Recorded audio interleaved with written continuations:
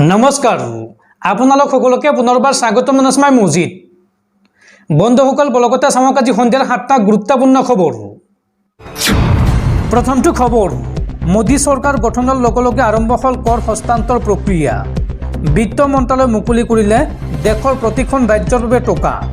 দেশৰ কোনখন ৰাজ্যক কিমান টকা প্ৰেৰণ কৰিলে কেন্দ্ৰীয় চৰকাৰে চাওয়া হওক মোদী চৰকাৰ গঠনৰ লগে লগে আৰম্ভ হ'ল কৰ হস্তান্তৰ প্ৰক্ৰিয়া বিত্ত মন্ত্ৰালয়ে মুকলি কৰিলে দেশৰ প্ৰতিখন ৰাজ্যৰ বাবে টকা সৰ্বমুঠ 1,39,750 কোটি টকা মুকলি কৰিছে কেন্দ্ৰীয় কেবিনেটে কোনখন ৰাজ্যক কিমান টকা প্ৰেৰণ কৰিলে মোদী চৰকাৰে চাওয়া হওক বিহাৰৰ বাবে 14,056 কোটি টকা মুকলি কৰিছে কেন্দ্ৰীয় চৰকাৰে লগতে অসমৰ বাবে 4,371 কোটি টকা মুকলি কৰিছে কেন্দ্ৰীয় চৰকাৰে অন্ধ্ৰ প্ৰদেশৰ বাবে 5,656 কোটি টকা মুকলি কেন্দ্ৰীয় কেবিনেটৰ মধ্য প্ৰদেশলৈ 10,970 কোটি টকা মুকলি কৰিছে কেন্দ্ৰীয় চৰকাৰে তামিলনাডুলৈ আগবঢ়োৱা হৈছে 5,007 কোটি টকা গুজৰাটৰ বাবে 4,860 কোটি টকা মুকলি কেন্দ্ৰীয় কেবিনেটৰ উত্তৰ প্ৰদেশৰ বাবে 25,069 কোটি টকা মুকলি কেন্দ্ৰীয় চৰকাৰৰ আৰু পশ্চিম বংগৰ বাবে 10,513 কোটি টকা মুকলি কৰিছে মোদী চৰকাৰে আৰু এই তালিকাত সৰ্বাধিক কৰ লাভ কৰিছে বা সৰ্বাধিক টকা লাভ কৰিছে উত্তৰ প্ৰদেশে পৰৱৰ্তী খবৰ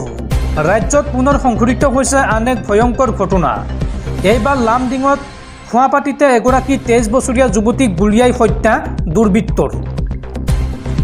ডিফুৰ লামডিঙত নিশা দুৰ্বৃত্তৰ গুলিত নিহত এগৰাকী যুৱতী নিহত যুৱতীগৰাকীৰ নাম ফুকৰি টিছপি বুলি জানিব পৰা গৈছে ঘটনা সন্দৰ্ভত পোৱা তথ্য অনুসৰি যুৱতীগৰাকীৰ আচল ঘৰ ডকমকা আৰক্ষী থানাৰ অন্তৰ্গত ডেনগাঁও বিয়াৰত কিন্তু জ্যেষ্ঠ আৰু কনিষ্ঠ ভগ্নীৰ পঢ়া শুনাৰ বাবে এমাহ পূৰ্বে ডিফুৰ আৰলং লাংছত বাস কৰিবলৈ লৈছিল মৃত টিছপি আৰু সোমবাৰে নিশা হিন্দী খান্দি ঘৰৰ ভিতৰত প্ৰৱেশ কৰিছিল দুৰ্বৃত্তই শূন্য দূৰত্বৰ পৰা গুলিয়াই হত্যা কৰে ফুকুৰি টিছপিক হত্যাকাণ্ডৰ কাৰণ বৰ্তমানেও জানিব পৰা হোৱা নাই ঘটনা সন্দৰ্ভত উক্ত স্থানত ইতিমধ্যে আৰক্ষী উপস্থিত হৈ আৰম্ভ কৰিছে তদন্ত পৰৱৰ্তী খবৰ পুনৰ বিশ্বজুৰি হাহাকাৰ হঠাৎ নিৰুদ্দেশ এখন দেশৰ উপৰাষ্ট্ৰপতি মাছ আকাশৰ পৰাই নাইকিয়া হ'ল উপৰাষ্ট্ৰপতিৰ বিমান আকাশৰ পৰাই হঠাৎ অন্তৰ্ধান হ'ল এখন বিমান উপৰাষ্ট্ৰপতিৰ সৈতে 10গৰাকী লোকে যাত্ৰা কৰা এই বিমানখনৰ সৈতে বৰ্তমানলৈকে কোনো ধৰণৰ যোগাযোগ কৰিব পৰা হোৱা নাই পূব আফ্ৰিকাৰ অন্তৰ্গত দেশ মলাৱীৰ উপৰাষ্ট্ৰপতি চাউলছ চিলিমাৰ সৈতে চৰকাৰী শীৰ্ষ 10গৰাকী বিষয়া উক্ত বিমানখনত থকাৰ কথা সদৰি কৰিছে প্ৰশাসনে মঙলবাৰে পুৱা 9 বজাত যাত্ৰা আৰম্ভ কৰা এই বিমানখন দুৰ্ঘটনাত পতিত হোৱাৰ আশংকা প্ৰকাশ কৰিছে ৰাষ্ট্ৰপতিৰ কাৰ্যালয়ে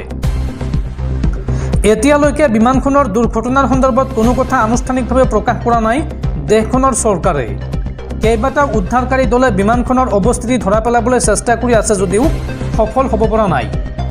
উক্ত বিমানখনত মলুৱাৰ ৰাষ্ট্ৰপতিগৰাকীয়েও যাত্ৰা কৰাৰ কথা আছিল কিন্তু অন্তিম মুহূৰ্তত এই যাত্ৰা বাতিল কৰা হয় বিমানখন দেশখনৰ উত্তৰ প্ৰান্তত অৱস্থিত জুজু নামৰ প্ৰদেশখনত অৱতৰণ কৰাৰ কথা আছিল যদিও লক্ষ্যস্থান পোৱাৰ পূৰ্বেই এই অঘটন সংঘটিত হয় বন্ধুসকল তাৰপিছত 4 নম্বৰ খবৰটো জনোৱাৰ আগতে আপোনালৈ এটা সৰু ৰিকুৱেষ্ট যদি তেওঁলোকে এই ভিডিঅ'ত লাইক কৰা নাই তেন্তে প্লিজ এটা লাইক কৰি দিয়ক আৰু এনেকুৱা ধৰণৰ নতুন নতুন ভিডিঅ' পাবলৈ চেনেলটো ছাবস্ক্ৰাইব কৰি কাষত থকা বেল আইকনটো প্ৰেছ কৰি ৰাখক